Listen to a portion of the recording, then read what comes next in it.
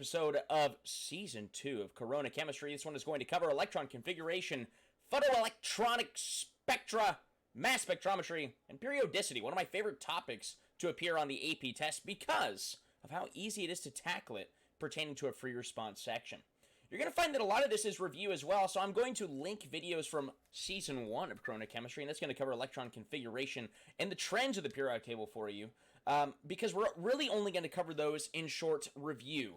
And so if this is the first time that you've ever been exposed to that kind of information, then you're going to want to check out those original videos. And as always, you can find the notes and the slides that are on your screen right in front of you in a link just beneath this screen. Down there. Let's get it going, shall we? Opening it up with electron configuration in no particular order. You know we're going to hit all these topics. I might not be hitting in the order that your school does, but you know we're going to hit you with all the content. And electron configuration is just saying, hey, electron, where are you?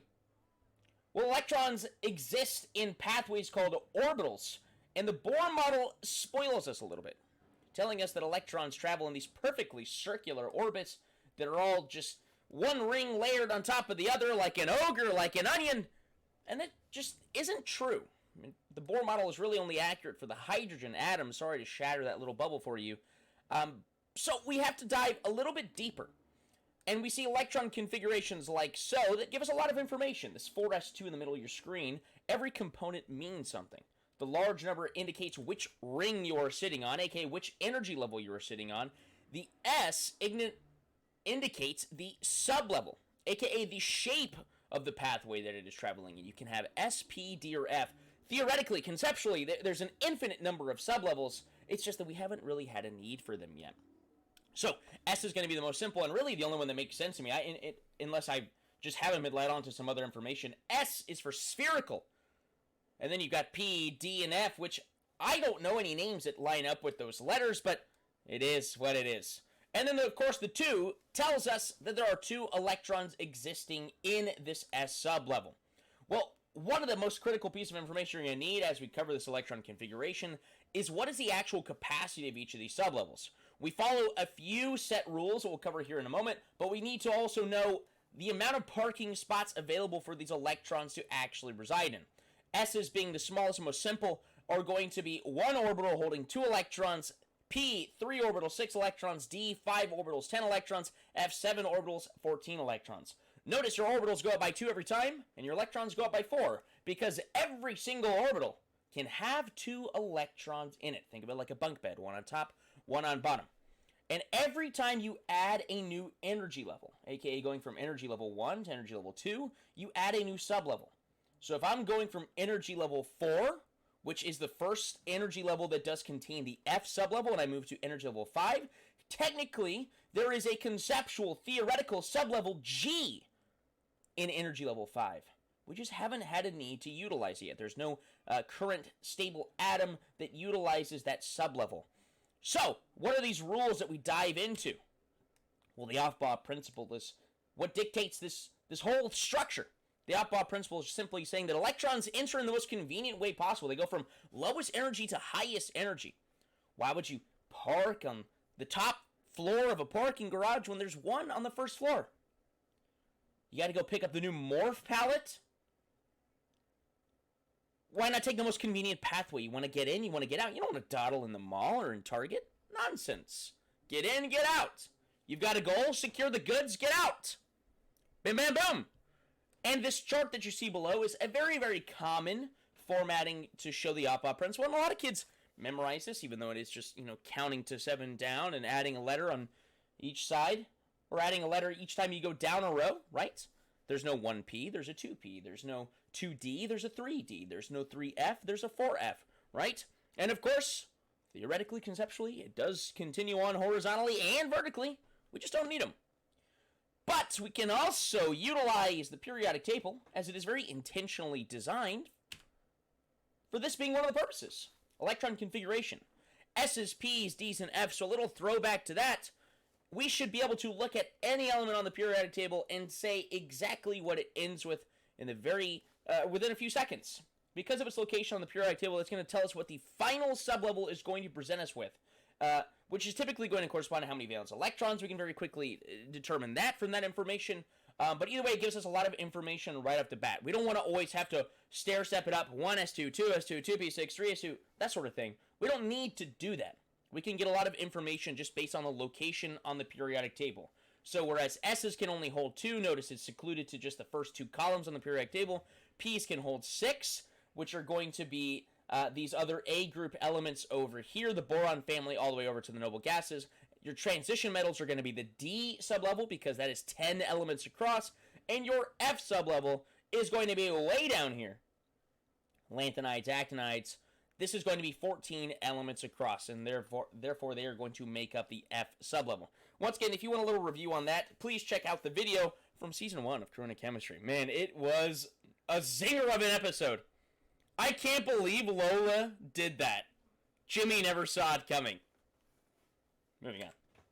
Hund's rule, another rule we must follow. 2 electrons do not go into the same spot or the same bunk bed until they absolutely have to. And the reason for this is because electrons are trying to get together in a manner that results in the least amount of electrostatic interaction possible. So they're not going to get all snuggly in close unless they absolutely have to.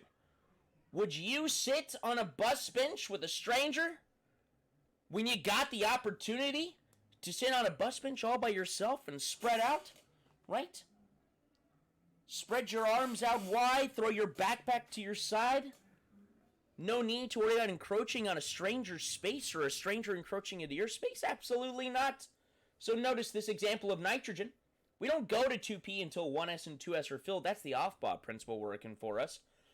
But the only 3 electrons that exist in the 2p sublevel for nitrogen will all go into their own orbital because they can go into their own orbital. If another electron were to join this little dynamic here, well, it would go into any of the 2p orbitals right here. It doesn't matter which one it picks. Usually we just go from left to right just because that's what we're accustomed to. That's how we read and whatnot. But it doesn't actually matter. They are all equal in energy. And the last one is Pauli exclusion principle. And the Pauli exclusion principle was actually demonstrated in the last screen as well. The Pauli exclusion principle has a very, very simple look to it when we're in our sophomore level. We're going to go into a little bit spicier details here today. This will be the first of our new material. The Pauli exclusion principle simply says that if I've got 2 electrons in the same orbital, they must have opposite spins. But the actual definition of this that your teacher may have kept from you in your sophomore level chemistry is that the actual definition of the Pauli exclusion principle is that no 2 electrons can have the same set of quantum numbers, which is essentially the social security number of your electrons. But before we dive into that new material, just get a little warm up here. Right, the full electron configuration for phosphorus, noble gas configuration for selenium, and the orbital notation, those are the ones with the arrows for silicon. If you want to take a crack at this, just pause this video here real fast, and we'll take a look at the answer in 3, 2, 1. Shaboom! Notice we are following Aufbau principle, Hund's rule, the Pauli exclusion principle, all that jazz, and we're looking good, we're feeling good. Remember, if this is looking foreign to you or you got a couple things wrong, please do check back on that former video. Promise. It'll draw you in. So, a couple other review questions. How many valence electrons does a typical neutral atom of vanadium have? And then, with stars around it, oh my gosh. Could it be important? Could it be a wrinkle? How many valence electrons does a typical neutral atom of chromium have? Some of you might instantly recognize this because this is one of the most common elements that teachers hammer into your brains in your first level of chemistry. Chromium is in family number 6 on the periodic table. You might also remember family number 11 standing out to you, copper and silver's family, and that is because they are known as jumpers. They do things a little strangely. And remember that valence electrons are the electrons in your highest energy level, not just when you're writing this electron configuration, not just the last thing that you write. For example, phosphorus doesn't just have 3 valence electrons because it ends with 3p3. The final energy level is 3. So it's got 2 in the S and 3 in the P. 2 plus 3 is 5 valence electrons. And if I go down here to selenium, this 3D is not in the valence shell. Selenium actually has 6 because of 4s2 and 4p4. So what are we talking about with vanadium and chromium? Well, once again, if you want to try this on your own, Pause this video. 3, 2, 1. Well, here we have our oral notations. Vanadium doesn't do anything weirdly here. Vanadium behaves exactly as we would expect it to. And it is kind of strange that 4s is a lower energy than 3D. 4s is going to get filled before 3D. That feels like that defies our parking garage analogy. Yes, it does a little bit. 4s might be a little bit further from the nucleus, but there's less electrons there, which is what results in a lesser electrostatic interaction. We don't throw it into 3D until we have filled the 4s. And so the valence electrons for vanadium are these 2 and 4s. Even though it might not be drawn that way in this configuration right here, 4s is a higher energy level than 3D. Most of your transition metals are going to follow this. Most of them are going to have 2 valence electrons, except for, namely, family 6 and 11 on the periodic table. And we'll go into further detail about this here a little bit later in this video. But the most simple explanation that I received when I was in high school, both in sophomore level chemistry and AP level chemistry, is that atoms like to have a half-filled or completely filled sublevel over that of one that is only partially filled. It's not actually 100% true, although I believe that explanation earns you points on the AP test. I'm pretty sure I used it. Got it right. Superstar. But let's give you the real answer. The real answer is we see this little adjustment by chromium because it simply results in a lesser amount of electrostatic interaction. The electrons are able to spread out a little bit more. It's just kind of coincidence that chromium is going to have a half-filled sublevel after the fact. However, we can stick to that rule because that is the trend that these atoms typically follow. And it goes outside of family 6 and 11, and there's even exceptions within those families that don't always do it. Tungsten is a point of debate from what I've seen online, that there's some people that have videos that say tungsten does it, some videos say tungsten does not do it. It jumps, it doesn't jump, I can't keep up. So, let's just stick to chromium and copper for now, and if the test hits us with it, then it hits us with it, whatever it might be. But notice, it's going to pull an electron from the valent sublevel and put it into the d sublevel. And this will result in either a half-filled or a completely filled sublevel. For family 6, it will be a half-filled sublevel. For family 11, it will be a completely filled d sublevel, is what we're looking at here. So, the question is, how many valence electrons does it have? And chromium, would simply have the 1 after that adjustment. 2 is never a valid answer for it. 1 valence electron for chromium. Moving on to our quantum numbers, our first new topic of the day. It identifies each electron, which allows us to have a lot of conversations that do teeter on the side of physics, right? With the Heisenberg uncertainty principle, we can either know the direction an electron is traveling or where it currently is, that sort of thing. So quantum scientists can have those kind of conversations. We're just going to give you the designation on the structure that they use to actually identify them. And it comes with 4 values: N, L, M sub L, and M sub S. The N is known as the principal value. L is known as the azimuthal. I always liked saying that over its lesser cool name, angular quantum number. And then you have the magnetic number versus the spin number. And the spin number is a fairly, I feel like right away you could probably figure out what that is. But it gets very, very simple. This really is simple. And I think AP is leaning towards actually potentially removing this from the test, but pretty good feeling most courses are still going to have this included in their curriculums, which is why I kept it in here. N is simply what ring, what energy level the electron we're referring to is sitting on. So that can be 1, 2, 3, 4, 5, 6, 7, typically. Theoretically, conceptually, it could go infinitely, but probably sticking to neutral atoms on the periodic table, which would take us all the way to 7 as a maximum there. L, we get a little bit fancier. This is going to tell us what sublevel we are on. However, we're not going to use letters. We're not going to use S, P, D, or F. We are going to use very specific values referring to those shapes. S gets a value of 0, P gets a value of 1, D gets a value of 2, F gets a value of 3. And you'll understand why that is when we talk about the magnetic number. But I would just incorporate these values into your memory. If you just recall that S starts from 0 and we just go up from 1 from that point, then we're good to go, right? S is always 0, P is always 1, so on and so forth. Why is this the case? Because the magnetic value, the m sub L, is going to refer to which specific orbital you are referring to. And you have to have an equidistant number of orbitals, or an equal number of orbitals on either side of your central orbital. What am I referring to here? Well, if we go back and look at nitrogen here, this 2p sublevel, I've got 3 orbitals possible. If you'll recall, p had an azimuthal value of 1, because the middle orbital is always 0. Then I count numerically positively in the right direction, and I count negatively in the left direction. So this orbital right here is -1, 0, +1. Notice I travel equal distances on either side of that central 0 value orbital, and that keeps it very, very, very simple. And so for that reason, whatever your azimuthal number is, the range for which your magnetic number can be is the negative value of your azimuthal value to your positive integer value of your azimuthal value. Pretty simple. So you can only be between -3 and +3 in total, and that's only if you're dealing with the F sublevel, which is pretty uncommon.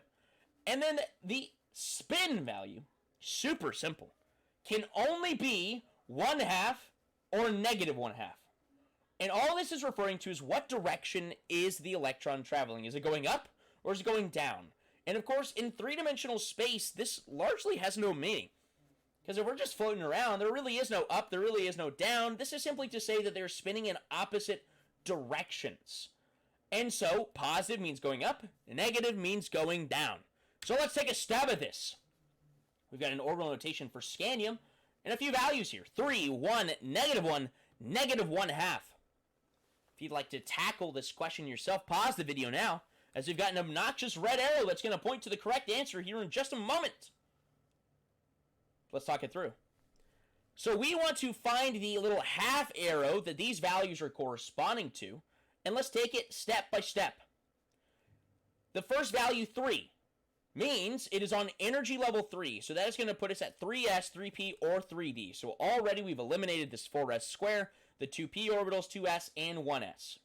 Then we go to 1, which is the azimuthal value, or the shape. Remember, s is 0, p is 1, D is 2, and we don't even have an F here, but F is 3. So this is where a lot of kids would go wrong, because a lot of kids think that the shape is going to start with the number 1, which would mean S is 1, but S is 0. So this is not referring to 3S, this is referring to 3P. So already, after just 2 values, we've got it narrowed down to these 6 arrows here. -1 is going to tell us which orbital we are sitting in. Remember that the middle one is always 0. So -1 puts it in this square right here. And then the -1/2 is what is going to allow us to pick the down arrow as opposed to the up arrow. And bim bam boom! There it is. See? Told you. Big red arrow. Hope you did alright with that. There's really not much to it. And from what I've seen online still, and from what I recall when I took this course, that's pretty much as deep as it can get with these quantum numbers. Or perhaps they give you an orbital notation like this. They draw an arrow to one of the arrows, and you have to write the value. So can you do both? Can you do it both ways? I hope so. Good luck. Not that bad. Not that bad. Now we get into another little bit of new material. Photoelectron Spectra, or PES for short. And this is a cool little graph that really shows us how many electrons are in an atom. This can allow us to identify unknown atoms that are present here, but it also confirms several facts for us. How do we know that the Aufbau principle is what it is? How do we confirm that sublevels can hold as much as they do? This confirms it. So all they do is they bombard these atoms with energy, and these electrons are bound to the nucleus, or not bound to the nucleus, but, orbiting the nucleus, with what is called binding energy. And when you put in enough energy to overcome that, they get ejected, and they get ejected really, really fast. And the faster they get ejected off tells you that they were bound with less energy, because more energy was able to be converted to kinetic energy, that sort of thing. And so you'll notice this is a sliding scale. In fact, it's a logarithmic scale, meaning this up here, this number is much larger than these values over here. And so let's just kind of think about what this is. If you think about let's go back to some electrons here, these electron configurations. Comparing 1s and 4s, which do you think the nucleus has a tighter grip on, and why? Meaning it would be harder to remove it. It would take more energy to remove those electrons. Well, of course, the answer is going to be 1s, because it is significantly closer to the nucleus. And so what that tells you is that this peak right here is representing the 1s sublevel. And it just continues on in that direction. The direction that we already know. The Aufbau principle. Now, of course, when they're first looking at this kind of information, they didn't know that. But now we've got way more information than they had when they were first discovering this kind of thing. And so we kind of just scale it up. This means that this is 1s, this is 2s, this is 2p, 3s, 3p. Now, what do the heights of the peaks mean? Well, the height of the peaks tell you how many electrons were there. The 1s sublevel can hold 2 electrons, and I'm not going to go all the way over here to this side of the chart unless this was filled. So this height right here, even though there's no scale on the y-axis to signify it, this is 2. And I can confirm that because this right here, which is 2s, is the same exact height. These are both representing 2 electrons within those sublevels. And if you can kind of do a little bit of mental structuring here, this looks like it would fit into this peak 3 times. Why? Because this is 2p, and it can hold 6 electrons, 3 times that of the 2s sublevel. So with all that information here, with this information, assuming that this atom is neutral, what element are we talking about here? What element is this? Well, if I go 1s, 2s, 2p, 3s, 3p, and notice it's just a little bit taller than this one right here, meaning this is probably going to represent 3 electrons here. I'm looking for the neutral atom that's electron configuration ends with 3p3. And that, pause, is going to be phosphorus. So that is what we're looking at here. The height of the peak is going to tell you how many electrons were there, and also a little factoid that sometimes is mentioned in free response sections is because these electrons down here, the nucleus doesn't have as tight of a grip on them, and we're bombarding them with the same amount of energy as we did to remove these, well then these are going to fly off at greater velocities. They're going to fly off at greater speeds because it didn't take as much energy to remove them. They're still exposed to that amount of energy, therefore they're able to convert it into kinetic energy and fly a little bit faster. So that's one of the 2 different kinds of charts that we're looking at here. The second is mass spectrometry. And this is simply, just like a couple concepts in the first video of this series, mass spectrometry is simply the precursor to problems that you have already done in your first level of chemistry. We all learned how to calculate average atomic mass. We figured out where those mass numbers on the periodic table were coming from. Well, it's because not every atom of the same element is identical. We have a term known as isotopes. There are different versions of the same element. However, different versions appear at different rates. And so that is what this chart is showing us. This chart right here, which we can eventually calculate. I don't know if this problem actually says that it's chlorine, but it's, it's going to be chlorine here. Just a singular monoatomic chlorine. It says that we've got 2 different isotopes. One that weighs 35 and one that weighs 37. But the relative abundance, that's when they would give you the percentages in your problems, when you were just a wee lad or lass taking this class. So now, you got to do a little bit of the math yourself, and you're figuring out what those percentages are. And there's a couple ways that you could do that, but this is the most common way that we see it. And so this is simply saying that chlorine-35 appears 3 times the rate of chlorine-37. And so we can calculate the average atomic mass by simply saying 35 times 0.75, 75% converted, plus 37 times 0.25, 25% converted, is going to give us our average atomic mass of 35.5.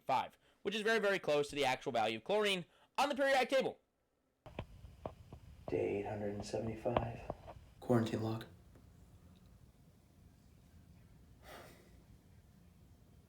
I don't know if I'm making it out. I've made it this far. I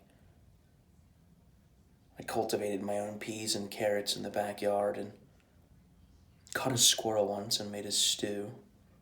The squirrel enjoyed it.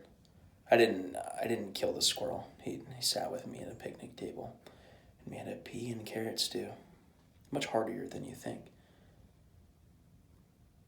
But Mom, if I don't make my way out of here, I have but one message for you. If you receive a call from a man by the name of Young Gravy, hang up. And that's all there is to interpreting these charts, and that really is about the extent that they will actually ask of you on the AP test, and we'll get a little bit of practice with that later. But before that, we smash our final concepts of the day, periodicity. And like I said at the beginning of this video, this is one of my favorite topics to appear on the free response test, because with almost no exceptions, the answer to whatever question they can ask, and they can ask a dozen different variations of these questions, are the same. The answer is the same. Periodicity, which, once again, if you're unfamiliar with this term or the topics we're about to go into, link to the former video down below. It might be above my face right now. I'm not really sure how YouTube works. But periodicity is simply the idea that we can assess trends, different characteristics about these elements, when going from left to right on the periodic table and top to bottom. We can assess patterns and compare them in a variety of ways. And the source of these patterns are two reasons. One of them is effective nuclear charge, and anything dealing with the nucleus gets a little abbreviation of Z. This one is called ZEF. And effective nuclear charge, very simplistic terms, is how much the nucleus pulls on its electrons. The ones closest to it, the ones furthest from it, it wants to grip them. It wants to hold on to them. Some of them want to hold on to them a little bit less than others, and one of them want to hold on to them a little bit more than others. Well, the effective nuclear charge actually does have a mathematical formula, and that is protons minus inner electrons, which are any electron that aren't valence. And that gives you your effective nuclear charge, which is very simple. Because for any atom that is neutral, talking about the representative elements, that's groups 1, 2, and then, of course, your aluminum family through noble gas family, it's just going to be equal to whatever their amount of valence electrons is. It's just positive, because the nucleus is always positive. Very, very simple. But if you are taking a little walk, a stroll, from sodium all the way over to argon in row 3 of the periodic table, what changes? Yes, I'm adding neutrons. Yes, I'm adding electrons. Most importantly, I am adding protons without adding energy levels. I am not increasing the overall distance of electrons from the nucleus in terms of energy levels. For that reason, the nucleus gets stronger every time you take a step to the right. And because the nucleus gets stronger, it gets a tighter grip on your electrons, right? You imagine a small little toddler walking 6 Labrador retrievers. Is he going to have as good of a success rate as former Mr. Olympia walking those same golden retrievers? No. Little toddler's getting dragged down the street in a hilarious video that we all share on the internet. The aftermath we don't see. We just laugh at the moment, you know? That's what we do. Society. We live in a society. So effective nuclear charge increases from left to right. And so anytime you're assessing a pattern, moving from left to right on the periodic table, you can actually answer with this sentence: because the effective nuclear charge goes up, or because the effective nuclear charge has changed. That will answer with almost full credit almost every single question they present you with. Now, get a little more verbose. Sound a little bit smarter than that. Throw a little sprinkles and cayenne pepper on the top, but that's really close to it. And the other trends are as we're going down on the periodic table from top to bottom. And the term associated with this is shielding. Well, as you're taking a stroll from lithium all the way down to francium, what's changing? I'm adding protons, neutrons, electrons. Yes, absolutely. But, most importantly, every time you take a step down on the periodic table, you add a new ring. Something on the 5th row has 5 rings, 5 energy levels. Something on the 7th row has 7 energy levels. And how's that affected? Well, obviously, the ring that comes after the ring that came before must go on the outside of the one that came before. And the nucleus, yes, is pulling on it with all of its might. Positive to negative. But you know what all those rings of electrons are in between it and the nucleus? They're negative. They're saying these really salty, toxic things, casting them in their direction. You're ugly. You're not good enough. I bet you ask for easy mayo on your sandwiches from Jersey Mike's. Suboptimal. That kind of thing. Don't let it get to you. You're strong. And just because you're a little bit further from home doesn't mean that you're not valuable. Because there's an atom out there for you. There's an orbital out there for you. But each of these rings of electrons effectively acts as a barrier between the valence electrons and the nucleus. Because yes, the nucleus is trying to draw it in, but the electrons are all negatively charged, and therefore like charges repel one another. And so every ring that stands between you and the nucleus is a shield. Ta-da! So any trend that is talking about the vertical movement on the periodic table, as I go down, shielding goes up. As I go right, effective nuclear charge goes up. That answers everything! Do you know what it means, though? That's the question. Don't just regurgitate those words if you don't know what it means, because they could ask you some follow-up, but that is the explanation to everything. So let's go into that follow-up. And these trends, once again, are covered in the original video. One of the main trends is radius. How big is your atom? Atomic radius, and we'll talk about ionic radius as well. But as I go from left to right, because effective nuclear charge goes up, and the nucleus gets a tighter grip on its electrons, the atom gets smaller, typically. Of course, if we scan this document, we might see a few hiccups, bumps in the road here and there, but generally, as I move from left to right, it gets smaller. And as I move from top to bottom, I feel like this one is the most obvious one out here. You're literally adding rings that go around the ones that came before. Your atom gets bigger. As you go from top to bottom, the atom gets bigger. Why? Because shielding increases. That's what you're talking about. And then you can really hit a home run with questions like these if you can then define what effective nuclear charge and shielding is. You'll nail every question. Moving on. Ionic radius. Ionic radius, of course, we're talking about cations and anions. Metals want to lose electrons, nonmetals want to gain electrons. But what happens when we move in either direction? Well, it's opposite patterns. The nucleus is not changing. That's the critical concept to draw upon.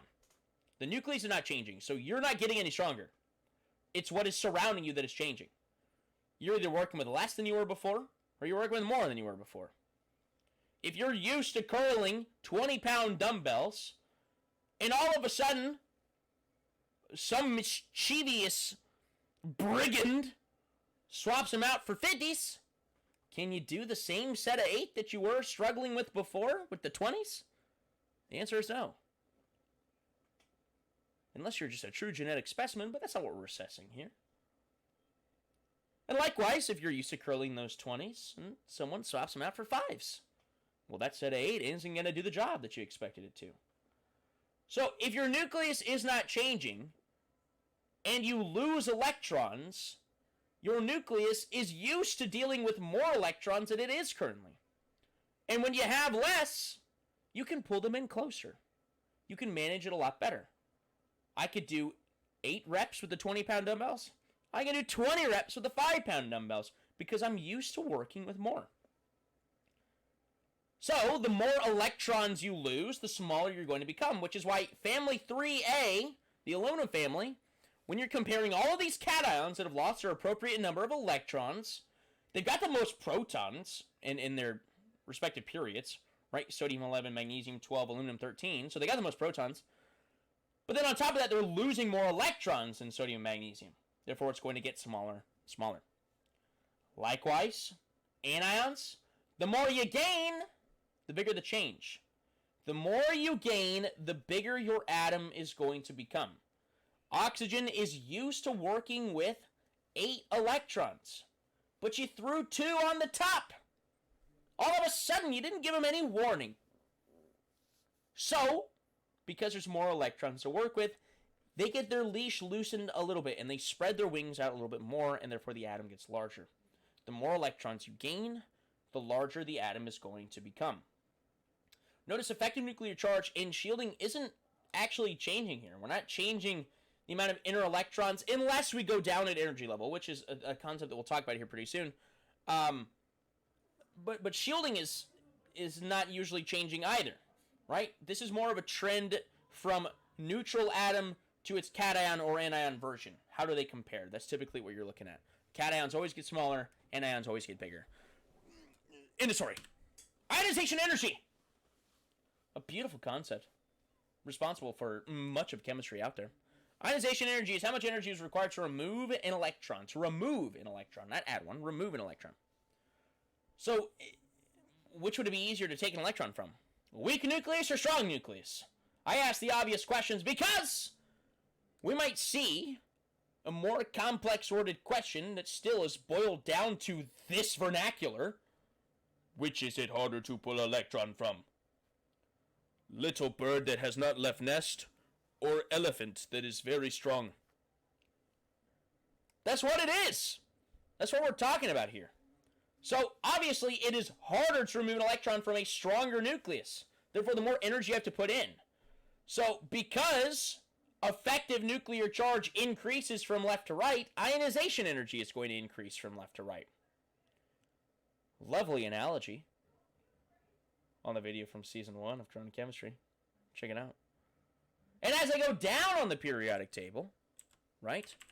As I go down on the periodic table, it is going to decrease. Would it be easier or harder to remove an electron that is further from home or right in your mom's lap? I think you can do that math there. Ionization energy decreases as you go from top to bottom. And so there are, when we look up graphs online, we do see a few inconsistencies here. And of course, these are mostly sorted by period, right? We can see everything from row 2 compared to one another, 3 compared to one another. But there's little blips here.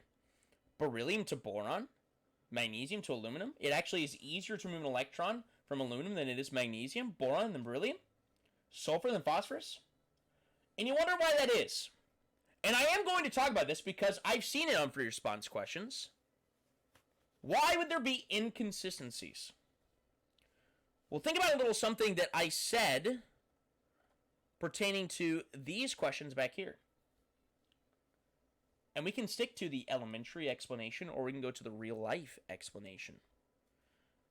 But notice what nitrogen, or sorry, yeah, we're trying to find nitrogen here. Where'd she go? Nitrogen. Notice what nitrogen has here. 1s2, 2s2, 2p3.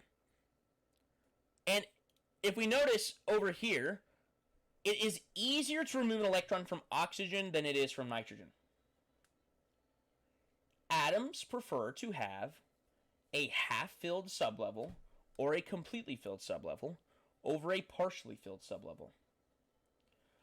Oxygen, if we go back to this picture of nitrogen's electron configuration, its orbital rotation, oxygen would have one additional electron added to one of these squares, this 2p squares, taking it just 1 over a half-filled sublevel. So if it loses an electron, it would obtain that half-filled sublevel that elements so are hungry for, and would therefore result in a more stable configuration than its original, less electrostatic interaction. And that is the pattern that we see in all of these little dips, right? Boron, if it loses one, it goes down to a full S sublevel. Oxygen, if it loses one, a half-filled P sublevel. Aluminum, a filled S sublevel. S, if it loses one, a half-filled P sublevel. That is responsible for all of these little blips. But aside from that, as I go from left to right, I go up. And as I go from top to bottom, I go down. Helium, neon, argon, so on and so forth. That's what we're looking at here. Ta-da! And of course, ionization energy, I should mention this as well. When we say ionization energy, we're talking about how much energy it is required to remove one electron. You can also slap any number in front of that. Second ionization energy, third ionization energy, so on and so forth. Second ionization energy is, I've already removed one. How much energy would it take to remove a second? Third ionization energy is, I've already removed 2. How much energy would it take to remove a third? And so there's other factors you have to consider here. When I'm looking at the periodic table, there are atoms that want to lose very specific amounts of electrons in order to obtain that noble gas configuration, 8 valence electrons, a full valence ring. And when they obtain that, when they obtain the objective that they've been hungry for their entire atomic life, you think they're going to give that up easy? You just met the love of your life and he or she finally agreed to go to Chili's with you and split a skillet queso, and you're hitting it off? You go on a second, a third, a fourth, a fifth date, you finally take her home to meet mom and dad? Things are great. And someone comes along and tries to take them. Perhaps in a felonious way, a felony, kidnapping. Or perhaps it's the common cold that is just going to send her home for a couple of days. But either way, you're going to fight for it. You're going to give her some Delsum to solve that cough, aren't you? Give her an antihistamine. That's all she wants. An antihistamine. She wants to not have the sniffles. It's simple. Just listen, guys. Listen. That's what we're talking about. Electronegativity. The final trend we're talking about here today. This is the capability of an atom's nucleus to attract electrons. Some atoms want to pull them in more. Some atoms, of course they don't. Oh, and we should probably address more about the second ionization energy. Actually, we will in the free response. Wow. What a cliffhanger right there. Leaving you on the edge of your seat there. Electronegativity. This is going to follow what is called the Linus-Pauling scale, which is the table that we see down here. Yes, it's the periodic table. Except for instead of masses, we see their electronegativity values. Notice fluorine is the absolute highest on here. And the noble gases are actually left off of this because the noble gases are already happy. They don't want to attract anymore. So they have values of virtually 0. They rival that of the metals over here. They don't want to attract anything else. Fluorine, however, is one away from just a hootin' and hollerin' party. And it has a very small nucleus to boot, so that electron is able to slide into a really, really close place that's very warm and snuggly, making fluorine the optimal location for a new electron to join.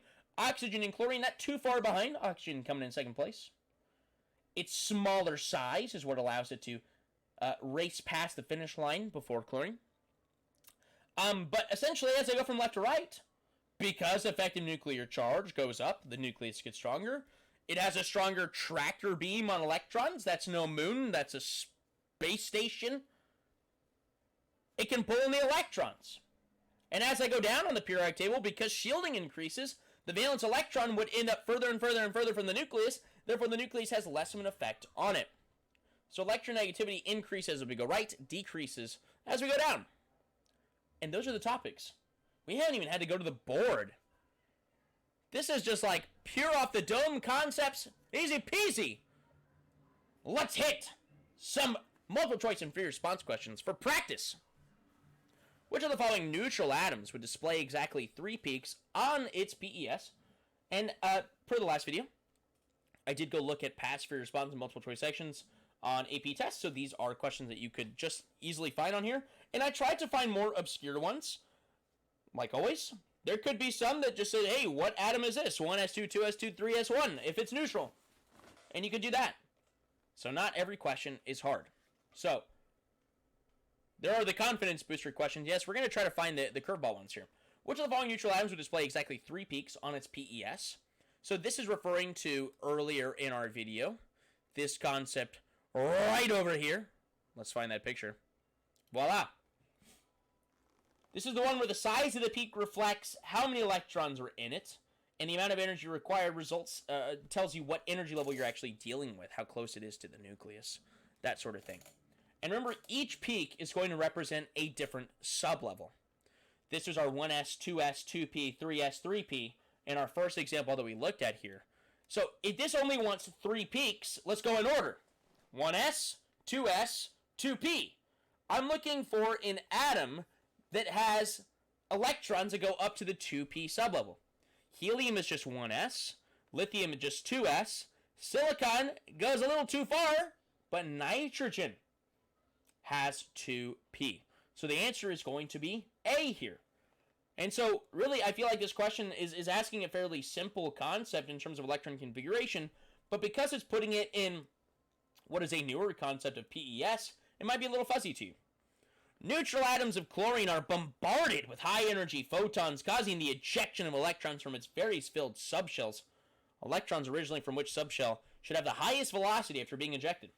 We did mention the way of solving this question earlier in the video. So if you want to go back to that and try it yourself, go ahead and pause now. But first of all, let's see if we can do a little process of elimination. Chlorine, element number 17 on the periodic table. That shouldn't be a shock to us. But because it's element number 17, one of these is not possible, and that's 3D. So right away, it's just A, B, or C. In addition to that, the closer an electron is to the nucleus, the more energy it would take to remove it. Therefore, less energy would be left over to convert it to kinetic energy. So you're looking for electrons that are in the highest possible neutral sublevel for chlorine. And while it can't be 3D, because they don't have electrons in their 3D naturally, they do have them in 3p. So our answer is going to be 3p here. Those electrons will have the highest velocity when flying off the nucleus. Boom, boom, boom. The ionization energies for an element are listed below. 8, 15, 80, 109, 141. Out of the following possible elements, the element is most likely to be sodium, magnesium, aluminum, or silicon. This is where we were leaving you on the edge of your seat here, with that ionization energy talk. Because atoms on the periodic table, none of these are exceptions, want to have a full valence shell, meaning they have 8 valence electrons. A few exceptions, right? But these guys aren't exceptions. They all want 8 valence electrons. They want to be like noble gases. What would it take for sodium to achieve that? Magnesium, aluminum, silicon. Well, sodium wants to lose 1, magnesium wants to lose 2, aluminum wants to lose 3, silicon wants to lose 4.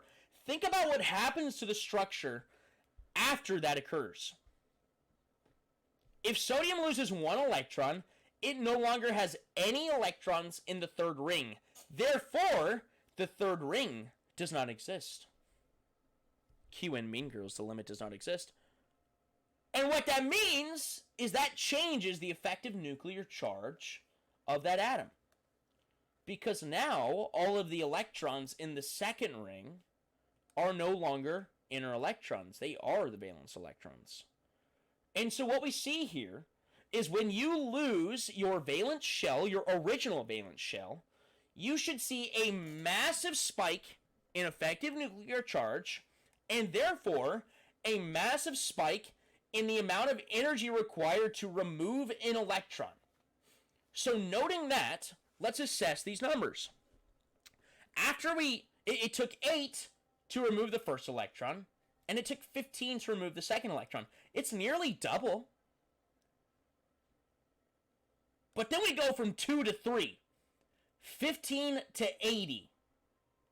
Big jump, more than 5 times, 5x the value. Big jump. And then 80 to 109, not even 2x. 109 to 141, not even 2x. So the big jump is between 2 and 3. What does that mean? That means after it loses 2 electrons, it has achieved nirvana.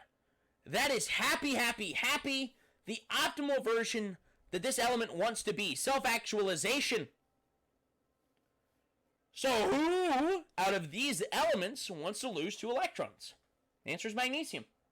We see a massive spike from second to third ionization energy, and therefore magnesium is going to be our answer here. Explain each of the following in terms of atomic and molecular structures and or forces. This is a free response question. And I put this in here intentionally to show you if you can throw around effective nuclear charge and the term shielding effectively, you can answer all of these. The first ionization energy for magnesium is greater than the first ionization energy for calcium.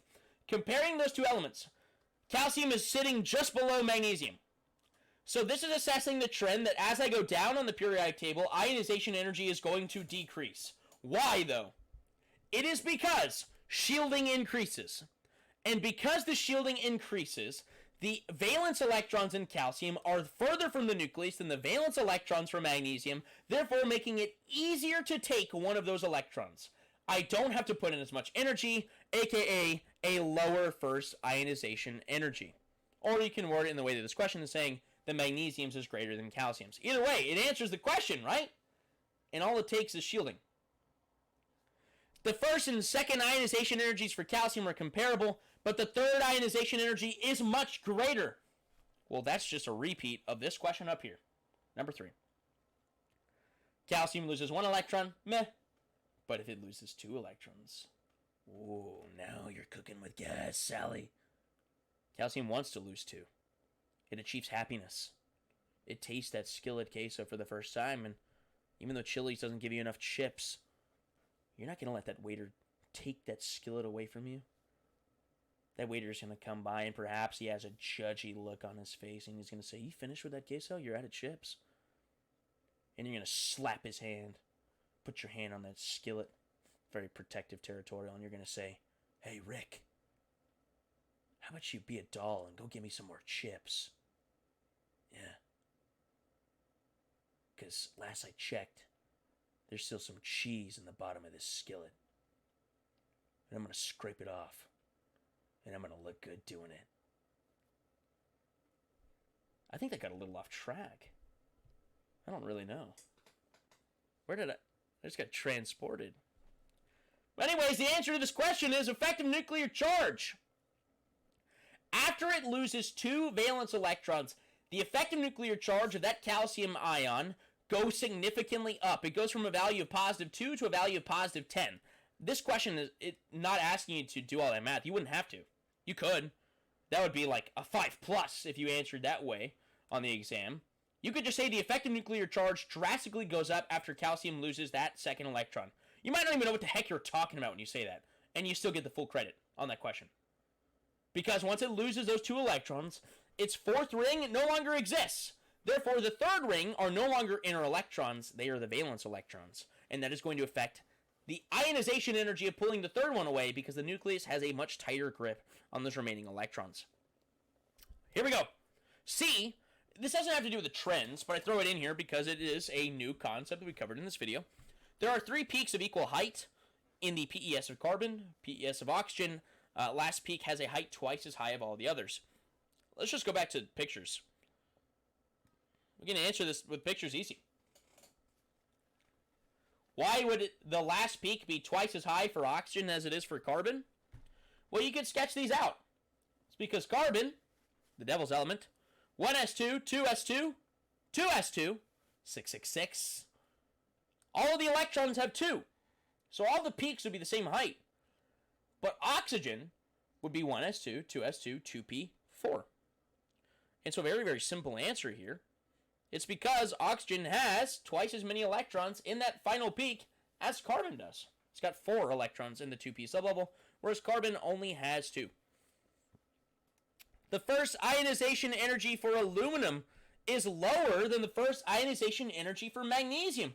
But aluminum is to the right of magnesium. This defies the trend. But it doesn't defy what we've talked about in this video. Because if you will recall, we gave you a reason for why these little dips exist. If aluminum loses an electron, it goes to a full S sublevel as its valence shell.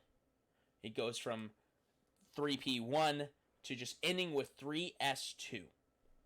And atoms would much rather have a full valence sublevel than a partially filled sublevel. It results in a lesser amount of electrostatic interaction. You could put that funny words on there, right? Or you could just mention the half-filled, full sublevel type deal.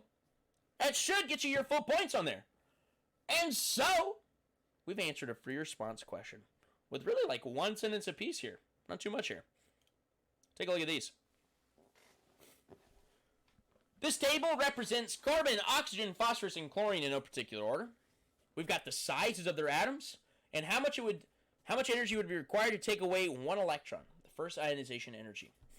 First question is, which element is number 3? I would start off by identifying what each of these are, most likely, right? No way to definitively tell, but using our knowledge of the trends, we should be able to be pretty good here. And so, we've got our smallest radius here.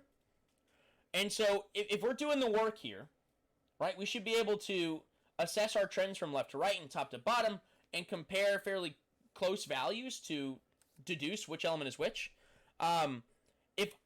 If I'm looking at the smallest atom, where would the smallest atom exist? Would it be top right or bottom left? The answer is top right. Because as I go right, effective nuclear charge is going to increase, and as I go down, shielding is going to increase. Therefore, atoms get smaller as you go up and as you go right. And so the furthest The atom that's the furthest to the right and up on the periodic table is oxygen. So element number 4 is likely to be oxygen, right? And then, of course, as we go down, we get a little bit larger. And so the next smallest radius should be the other element that is on that second period with oxygen. That should be carbon. As we go right, it's going to get smaller, and as we go down, it's going to get bigger. So that means 2 and 3 is going to be phosphorus and chlorine in no particular order. But of course, chlorine is further to the right than phosphorus. Therefore, chlorine should be smaller than phosphorus. And so that would make element number 2 phosphorus and element number 3 chlorine. So I would be answering A is chlorine. And we can confirm this using the radii, using the logic we just talked about. We can also look at the ionization energy. In terms of their ionization energy, where would chlorine rank amongst all 4 of these? Well, chlorine is further to the right of phosphorus, so it should be higher than that. It is down, it is below carbon, but it's also further to the right, so they could be fairly close to one another. It's hard to say there, but either way, oxygen should have the highest, and chlorine should be close to it, right? Or, yeah, that's pretty good logic, right? But either way, we're using both of these properties here. The size and the ionization energy. There's no specific wording that they're looking for here. It's just, are you mentioning both? And as long as you go through like a system of logic, this must be this must be this must be this, because this one should be larger than this one should be smaller than this one should be harder to remove an electron from this. And I feel like we went through it pretty smoothly.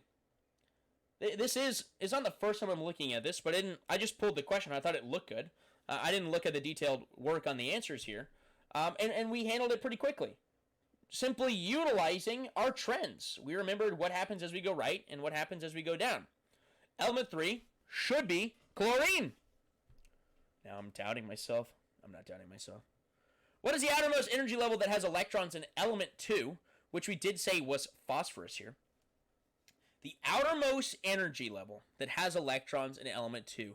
How many valence electrons does element 2 have? Do not get tricked up by this. We've shown you where people can go wrong with this as well. Valence electrons are not just the last electrons that are written. Something that you could help yourself out here with is write the full electron configuration for phosphorus here. 1s2, 2s2, 2p6, 3s2, 3p3. But it's not just those 3 electrons that are valence electrons. It's the 3s and 3p. It has 5 valence electrons. And so the answer to this question is the third energy level has electrons, and it should be 5 valence electrons.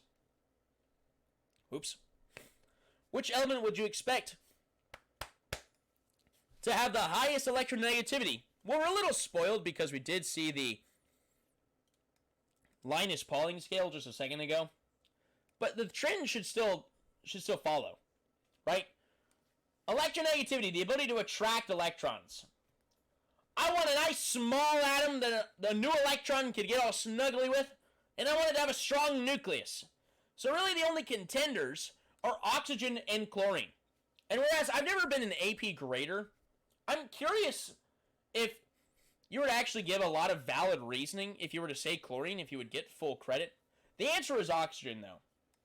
And I think it's a really good fact to know that fluorine is the highest, oxygen is the second highest, chlorine is the third highest. It would benefit you in a lot of these situations here, because they love to put these elements on the free response section of the test. But why? Why would oxygen be higher than chlorine? That's a real question here. And the real fact of the matter is oxygen is smaller than chlorine. And the strength of the nucleus of chlorine is negligible compared to what the size of oxygen is. Oxygen's effective nuclear charge is close to that of chlorine, and yet the atom has one less energy level. So shielding is not as much of a factor. The effective nuclear charges are comparable, yet the chlorine shielding is going to be larger than oxygen. And that's a pretty good answer for that. But I'm curious is if you were to still assess all of those characteristics, maybe comparing chlorine to oxygen the opposite way, if it would actually accept chlorine. But like we said, I would actually hold on to that fact that fluorine is number 1, oxygen number 2, chlorine number 3, and take that to the bank, because it's really good information that appears quite frequently on these free response sections.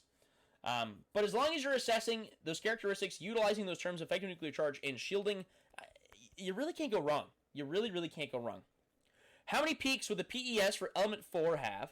and what would the relative heights of those peaks be to each other? And so we did say that this was oxygen. And what's cool about this, and you can very clearly see that I pulled these from multiple AP tests because D is really just part C of number 4 that we just did. Because once again, it's just PES. I was just trying to throw in the new material here. But oxygen. If you've assessed that it's oxygen, you've got 1s, you've got 2s, you've got 2p. Well, 1s and 2s should be the same height. And the 2p, because it has twice as many electrons as 1s and 2s, because there's 4 electrons in there, will be double. Double, double, double. And so it's just another way of looking at PES, that new concept, and having you do a little bit of that work there. Let's look at our last fear response question, and it's got our mass spectrometry. The above mass spectra is for the hypochlorite ion, ClO-. Oxygen only has one stable isotope, which has a mass of 16 AMU. This is telling you that the variance here is not due to oxygen. It's due to chlorine being finicky, fickle, mercurial. SAT word of the day. So oxygen is always going to be 16. So what we can do with that is we can subtract 16 from both 51 and 53, and whatever's remaining is the mass of chlorine. And therefore we get our two different isotopes of chlorine here, which should be 35 and 37? 37. I can do the quick maths, Big Shack. Yep. So the question is, how many neutrons does the most common isotope of chlorine have? So you just have to do a couple elementary school computations here. If I take away 16 from 51, I go to 35, the most common isotope of chlorine. Well, remember that doesn't tell you the neutrons. The mass 35 is both protons and neutrons. And because chlorine has an atomic number of 17, 35 minus 17, 18. Should be 18 there. And that's the kind of math you're looking at in this free response section. Beautiful, right? Quick maths. Using the spectra, calculate the average mass of a hypochlorite ion. What this wants you to do here is we're looking at these peaks, and we're kind of comparing these peaks. And they do give you pretty easy values to look at here, right? Because this right here, it looks like, from my perspective here, and some of you might bring in some makeshift ruler into the test of some kind or use your paper, but this looks like 3 of these would fit into this. Meaning that this is 75% and this is 25%. Very easy numbers to work with here. And so that's going to look extremely similar to our mass spectra problem that we did over here, right here. Where we're going to take our original mass, which was 51, multiply that by 0.75, and then our second mass, 53 times 0.25, because of the 25%, and we're going to get a very similar value to what our answer was up here. Whereas it was 35.5 up here, hypochlorite should be 51.5. Pretty easy. But of course, you'll have a calculator in the free response section to help you out there. Does the negative charge on the ion affect the spectra? Love this question. Because when you were in the first level of chemistry, you could have answered this too. You might not have known it, because there's a bunch of fancy words, and oh my god, they put a graph there. But this should be points. This should be, tally it up, Jimmy. Put it on my total. Does the negative charge on the ion affect the spectra? What is this called? It's called mass spectra. What does a negative charge do to? Electrons. From our perspective in chemistry, and although it's not literally true, do electrons have mass? No. Teeny tiny, tiny amount. I believe it's about 1900 electrons equals the mass of one proton. So in our eyes, no, it does not, because electrons virtually have no mass. And that's it. You say no, comma, because no mass. I wouldn't say that. I would go a little more academic than that. The negative charge in the ion is located around the oxygen atom. Speculate as to why. Chlorine bonded to oxygen. Why? Would oxygen get the negative and chlorine wouldn't? Well, although we haven't reviewed bonding yet in this series, we will soon. But either way, our other topics of conversation in this video should allow you to get to the answer. And it all has to deal with our lovely trend of electronegativity. Because all a bond is the overlapping of electron orbitals to allow chlorine and oxygen to share one electron each in order to achieve happiness. So we can actually answer this a couple different ways, and one is going to require more bonding knowledge than the other. But the first of which I would say is that in the bond of oxygen and chlorine, oxygen has a higher electronegativity than chlorine, and therefore it has a greater pull on the electrons involved in the bond, which is going to cause it to be a polar bond. Very close to being a nonpolar bond, but it's a polar bond.